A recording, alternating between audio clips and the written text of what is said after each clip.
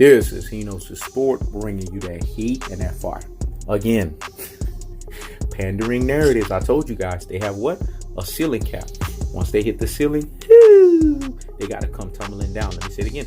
Once they hit the ceiling, they got to come tumbling down. So hear me and hear me. Wow. Let's get right into it, folks. Think about it. Anthony Joshua, if you see somebody that's telling you erroneously, and they're telling you from naivety that Anthony Joshua is doing more than Deontay Wilder at the heavyweight division, they need to get their heads checked. Let me say it again. They need to get their heads checked. It's really that simple, folks. I don't lose sleep over this boxing stuff. It doesn't govern me. Because I have a life on my own, man. You know what I'm saying? I got other stuff going on. I do this because I'm passionate about it. And when you're passionate about something, people can see it authentically and consistently. People don't like the truth, man. Because I've learned this all through my life.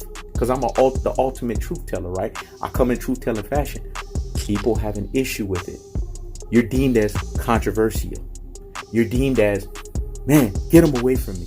Because he's always got something to say. You know what it is? I always got the truth to render. And I render it in cold-hearted, unadulterated, cutthroat, truth-telling fashion. How has Anthony Joshua done what Deontay Wilder has done at the heavyweight division? Does that make any sense in your brain? Deontay Wilder just tied unprecedented Muhammad Ali in 10 title defenses. Do you guys not understand how much of achievement that is? Anthony Joshua is doing the consistency of what AJ Devo does. Let me say it again. Anthony Joshua is doing the consistency of what AJ Devo does. What does he do? He continues to do this. Run his AJ mouth. And the sad part about it is his AJ fanboys, they're eating this stuff up. And they're showing you, just like the boxer himself that's pandering in the ring, they're pandering to extra panderers.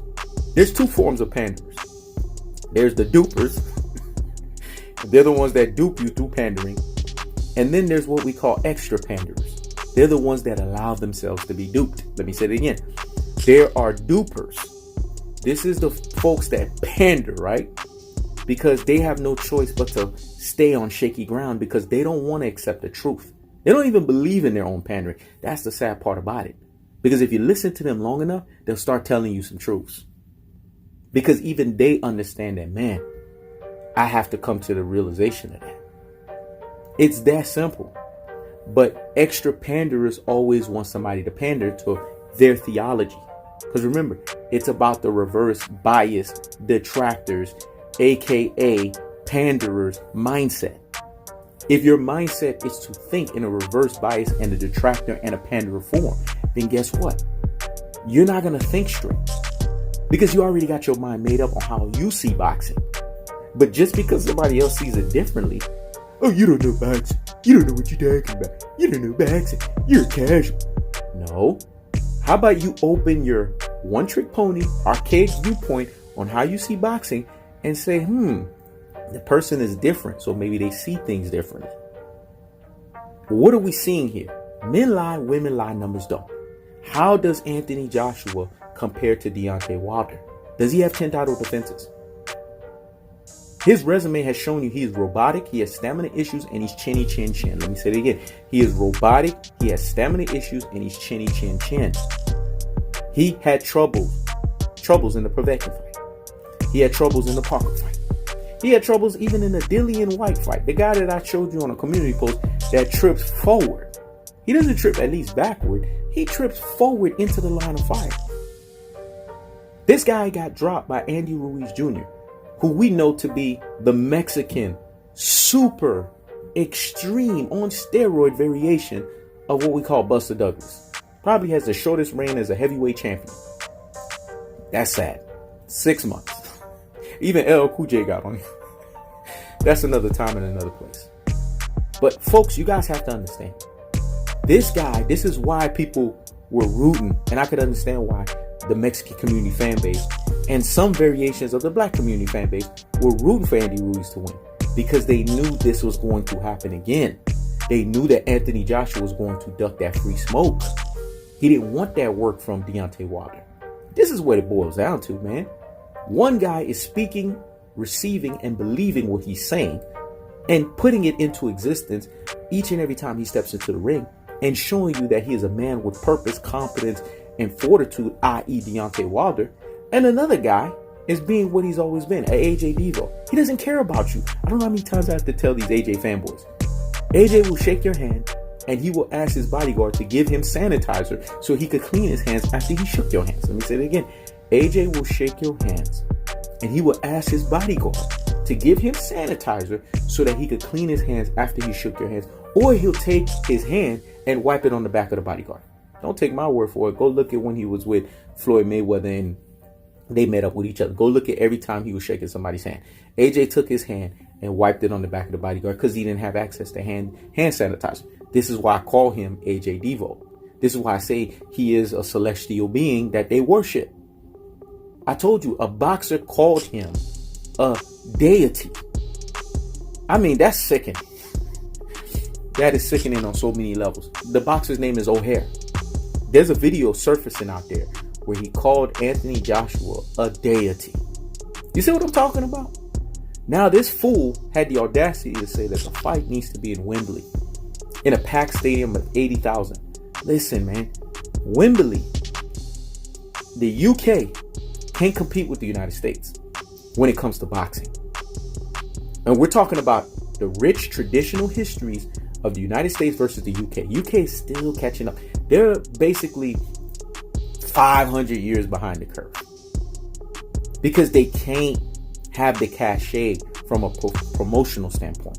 They don't have the cachet in terms of from a wallet standpoint that the United States has. I told you, boxing is a three-pronged monster. Economics, politics, and then pugilism. Pugilism is last. There's not even first or second. It's last. So what people have to understand when they're using what's called a true boxing eye test and being deep thinkers out here in these boxing streets, but he knows the sport is a three-dimensional thinker, is you have to look at the economics. It doesn't work, Anthony Joshua, for the fight to be in Wembley. So we know if you're being a person who's taking the wolf off of your blinds, right? Taking the blinders off your eyes, that he's just saying that so that he can duck Deontay Wilder. Because by saying, hey, the fight has to be in Wembley or it's not going to happen, it's basically saying we want it to be in a lesser promotional based area because they know Deontay Wilder's not going to take that. Deontay Wilder's going to want the fight to happen in the United States. So what? They could collude and make the ring dimensions bigger. They could try to put it somewhere where the terrain doesn't make sense. I mean, come on. You have to have this thing in Las Vegas. That's probably the best place to have it in the United States. What place is bigger than MGM Grand to have the fight? Mayweather fought there so many times. Some of his biggest fights. MGM Grand, Las Vegas. What location is bigger than that location? You guys tell me. What location can bring in the star-studded people that Las Vegas can? See, this is the stuff we're talking about here. We have panderers giving you a narrative that's falling on shaky ground. And then you have Henos of Sport giving you cold-hearted, unadulterated, cutthroat truths that falls on solid foundation. There's a difference.